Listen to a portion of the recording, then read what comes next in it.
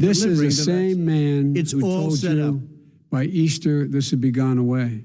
By the warm weather, it'd be gone. Miraculous, like a miracle.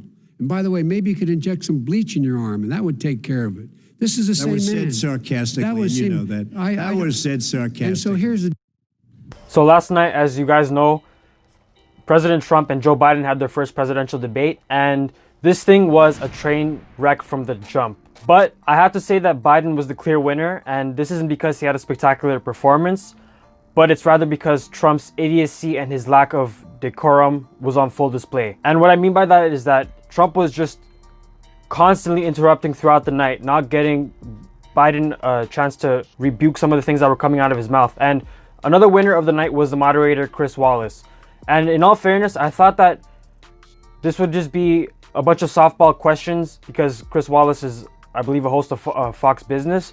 But to his credit, he was actually making sure that Trump was not interrupting as much as he did last night. And he was constantly reminding him that, look, you need to allow everyone to speak so then after the opponents can then come up with their counterpoints. But obviously, you can only do so much with a buffoon like Trump. But yeah, let's get to some of the details of the debate. I thought that Biden did a good job, a decent job, considering that he has showed cognitive decline in the past year. One of the most telling moments that we've seen from this debate that happened last night is the moment where the moderator, Chris Wallace, was asking Trump, will you denounce white supremacists? Will you denounce the Proud Boys, which is one of the most prominent white supremacist groups in America? And this was such a firestorm part of the debate because Trump did not denounce white supremacy. In fact, what he said was, and this is in regards to Proud Boys. Proud Boys is again, a white supremacist group. He told them to stand back and stand by. Now, the Proud Boys, of course, they loved this shout out that Trump gave them. And in fact, I even saw, like, there was a website where they were already selling t-shirts, and there was even the slogan, stand back and stand by. So, yeah, I mean, he just ripped the mask off over his face. And this is not really a surprise to anybody that has been following this man's whole tenure as the celebrity in chief. And he just showed that, yeah, he is practically a white supremacist. At the very least, is an apologist for them. But I'd go as far to say that he is a white supremacist. And it's just, what a crazy world we live in that the so-called leader of the free world can't even denounce white supremacy.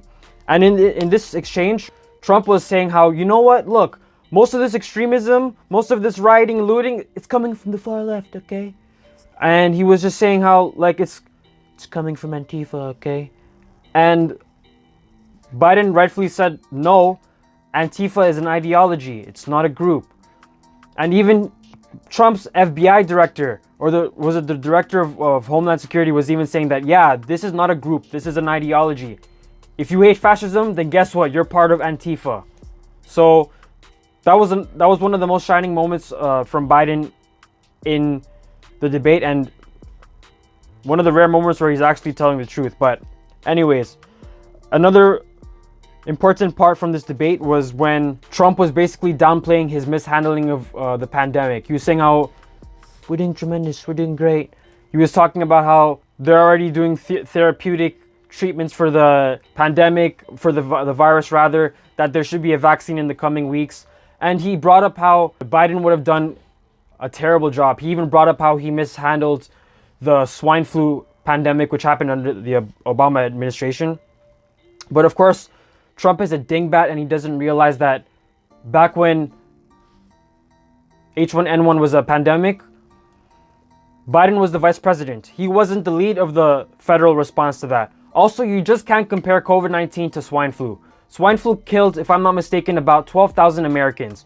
There are already over 2,000 people that have died in America from COVID-19. So these are not on the same level playing field, right? And mind you, Trump only started closing the borders around March. This is already like around 7 weeks or so after the first reported case of COVID-19 happened in America. Whereas when you look at back at the H1N1 response, the Obama administration, or rather the CDC, they immediately started to roll out these anti-bacterial drugs, and they immediately started to ring the alarm about the pandemic. They declared it a pandemic very quickly, and this was only after 2 cases were of H1N1 were found amongst kids that were living in California. So you just can't compare these response times. Another important part of the debate that I want to touch on was, again, Trump was talking about how, oh, Joe Biden, he wants to socialize your medicine, okay? Again, that's obviously BS.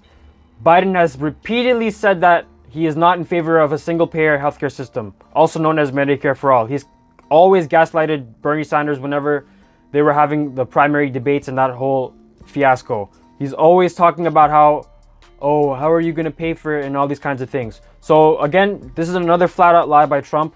Joe Biden is not trying to socialize medicine. In fact, what he's in favor of does not even guarantee coverage for every American. I believe on his website, he's saying how, oh, this is going to cover 97% of Americans. All right, Joe, but what about the other 3%, right? That still leaves about 30 million people uninsured. So again, he's not socializing medicine with this plan. If you like what you see here and you want to see more, make sure to hit that like button, click on the subscribe button, click on the bell so you never miss a notification, and I'll see you guys next time. Peace.